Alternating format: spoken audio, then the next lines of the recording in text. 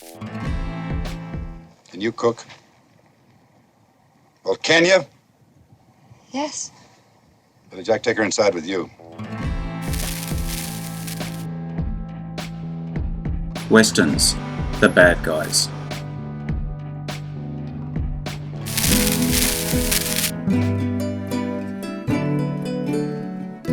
Bad guys are necessary in a great Western. Without the tension and conflict, the true Western tropes and values can't be exposed. A great bad guy really elevates a Western to fame level. In the days of the classic Western, actors could make a career in the Western genre in a chosen character role, like the bad guy. Today we will take a look at some of these bad guys.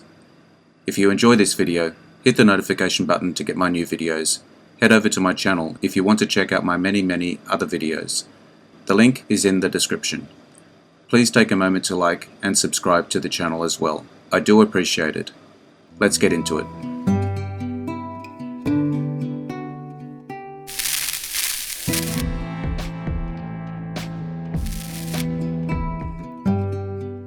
Shane, Jack Palance.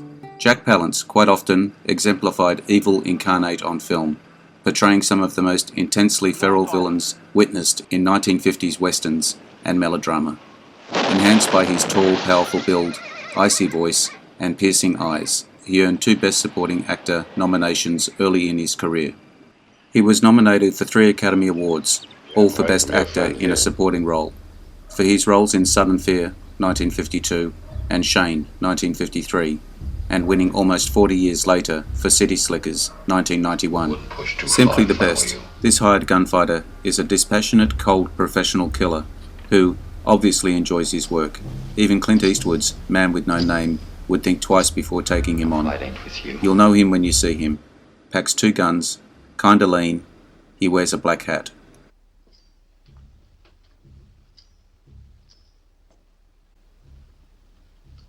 I've heard that you're a low-down Yankee liar.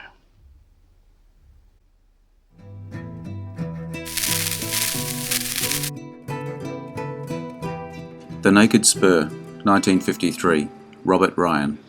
Distinguished U.S. actor Robert Bushnell Ryan was born in Chicago, Illinois.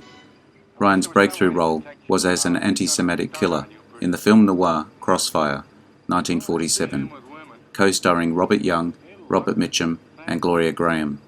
The film was highly successful at the box office and received several Academy Award nominations, including a Best Supporting Actor for Ryan's performance. Ryan played a villain in Anthony Mann's western The Naked Spur, 1953, starring James Stewart. The picture was very popular. Captured, unarmed, and alone except for the naive daughter of his best friend, he is able to survive through guile, wit, and by goading his captors into mistrusting one another.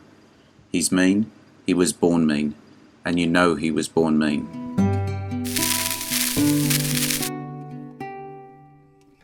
Five-Card Stud, 1968, Robert Mitchum, an underrated leading man of huge ability, who disguised his talent beneath an air of disinterest. Renowned for playing cold, predatory characters, he was one of the all-star husbands of Shirley MacLaine in the comedy What a Way to Go, 1964, the drunken sheriff in the Howard Hawks western El Dorado, 1967, a quasi-remake of Rio Bravo, 1959. He also starred with Dean Martin in the 1968 western Five-Card Stud, playing a homicidal preacher. Mitchum turned down The Wild Bunch, partially because he did not want to work with Sam Peckinpah. Although Mitchum's role here is a somewhat watered-down version of his Harry Powell in The Night of the Hunter, he's still menacing enough to ensure that God's house will be filled to capacity every Sunday.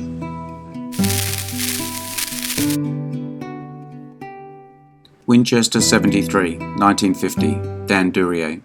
Duryea was educated at Cornell University and worked in the advertising business before pursuing his career as an actor. In the 1950s, Duryea co-starred with James Stewart in 3 films: Winchester 73, as the dastardly Waco Johnny Dean, Thunder Bay, and Night Passage. He was featured in several other westerns, including Silver Load and Ride Clear of Diablo. The perpetual juvenile delinquent who thinks that robbing a bank is no more a crime than stealing from a candy store.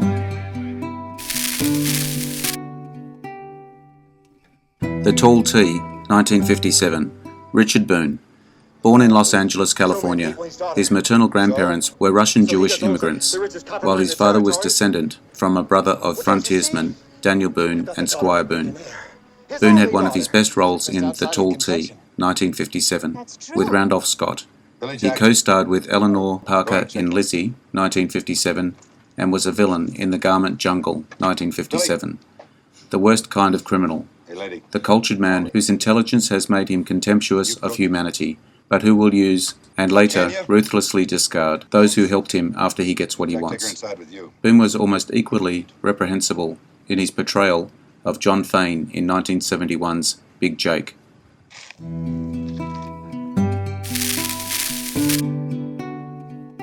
The Furies, 1950. Barbara Stanwick. Today, Barbara Stanwick is remembered primarily as the matriarch of the family known as the Barclays on the TV series The Big Valley, 1965, wherein she played Victoria, and from the hit drama The Colbys, 1985. In the 1870s New Mexico Territory, T.C. Jeffords, Walter Houston, is the cattle baron who built his ranch, the Furies, from scratch. Carries on low-level warfare with the Mexicans who settled the land but are now considered squatters. His headstrong daughter, Vance, Barbara Stanwick, her heart set on Dad's promise that she will run the Furies someday. A heartless, selfish woman, played as only she knows how.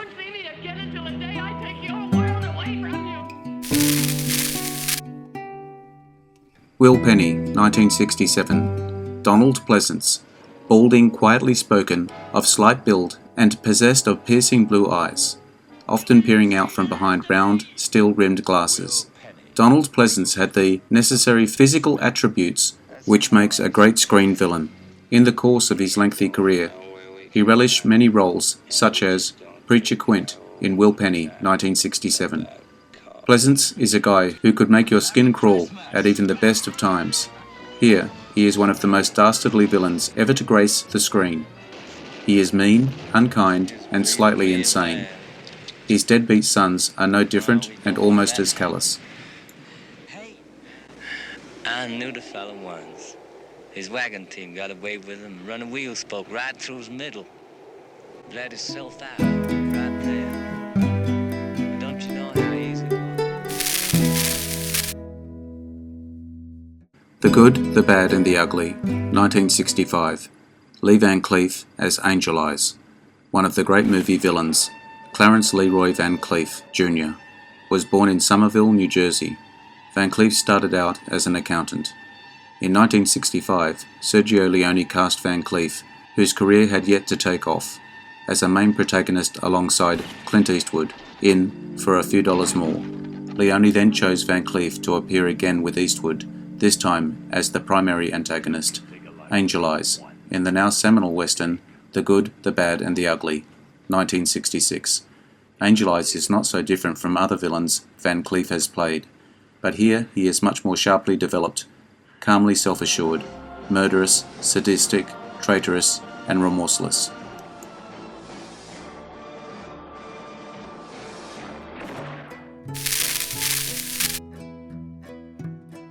Once Upon a Time in the West, 1968. Henry Fonda. This soft-spoken actor began in films as a child. With passing years, he evolved into a star character actor who typified not only integrity and strength, but an ideal of the common man fighting against social injustice and oppression. Playing against type as Frank in Once Upon a Time in the West. It is shocking to see Fonda completely abandon his redoubtably socially conscious image and play one of the coldest villains in Western history. Able to kill without blinking an eye, he gives you the creeps with just one gaze at the camera, and his every sentence leaves the bitter taste of maleficence. The Cowboys, 1972. Bruce Dern as Longhair. Two-time Oscar nominee, Bruce Dern's tremendous career is made up of playing both modern-day heroes and legendary villains. Through decades of lauded performances, Dern has acquired the reputation of being one of the most talented and prolific actors of his generation. He played a cattle thief who kills a rancher, John Wayne. You can't get better than that. And on my worst day, I could beat the hell out of you. I don't think so. You will.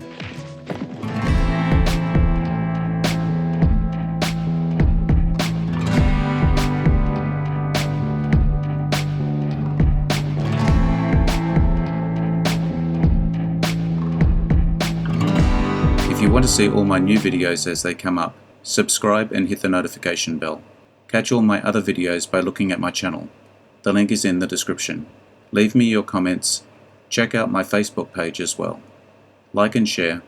I am Wrangler. Adios. See you again soon.